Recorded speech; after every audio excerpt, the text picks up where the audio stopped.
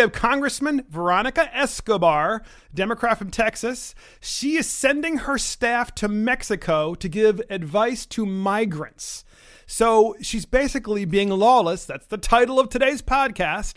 And she's telling her staff to undermine the law of the United States of America, to tell people and coach them when they come to the border what to do, what to say, how to get in the United States, probably maybe even where there isn't a fence. I don't really know. Gentlemen, thoughts? Come on, millennials. This is insane to me. I mean, this is a U.S. Congresswoman. She's using U.S.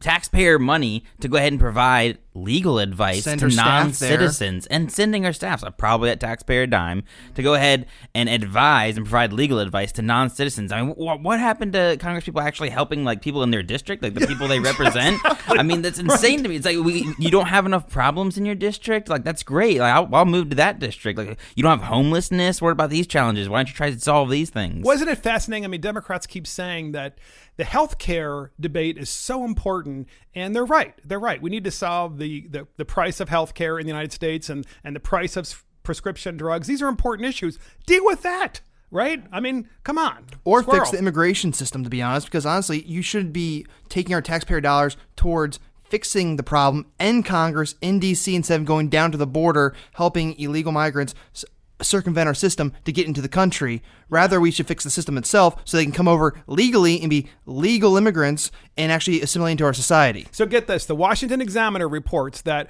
according to the National Border Patrol Council's El Paso chapter and several CBP agents, Escobar's staff is trying to find migrants that have been returned from El Paso, Texas to Mexico under the Remain in Mexico policy, and then coaching them to pretend they cannot speak Spanish to exploit a loophole, letting them to return to the United States. This is incredible. They're not providing legal advice. They're actually telling them to lie and say, to break the law. Pretend you don't speak Spanish. So are they going to just be that mute?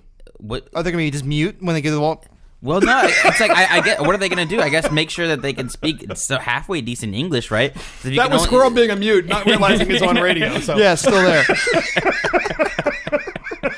But it just boggles my mind that they're telling them to not just providing like actual legal advice to non-citizens, but they're telling them to break the law and lie and fake to get them in and say, don't speak your natural language. Is El Paso her district? I would assume so. Yes. Yeah.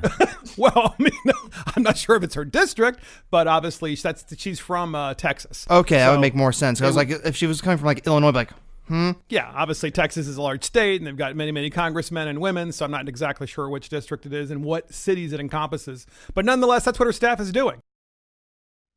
Hey everybody, this is Mark Fisher with Mark and the Millennials. Don't forget to like this video and subscribe to our channel.